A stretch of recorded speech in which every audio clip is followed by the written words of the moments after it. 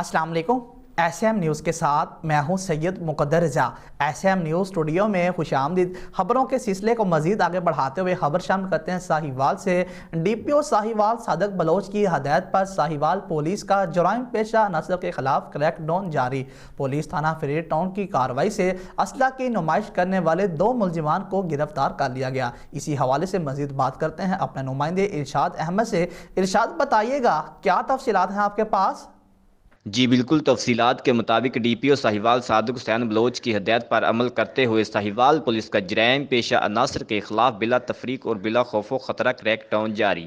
SHO थाना Farid town sub inspector Rana Asif Sarwar, sub inspector Rai Babar Raza ने हमरा टीम कार्रवाई करते हुए असला की नुमाइश करके लोगों में खौफ व हिरास फैलाने वाले मुलजिम जफर से रफल 8 mm और मुलजिम अमानत से रफल 44 बोर मतअदद गोलियां बरामद करके मुकदमा दर्ज कर लिया। जी बहुत शुक्रिया इरशाद अहमद, तफसीलात से आगाह करने के लिए। अब तक के लिए इतना ही। मजीद खबरों के लिए देखते रहिए SM न्यूज़।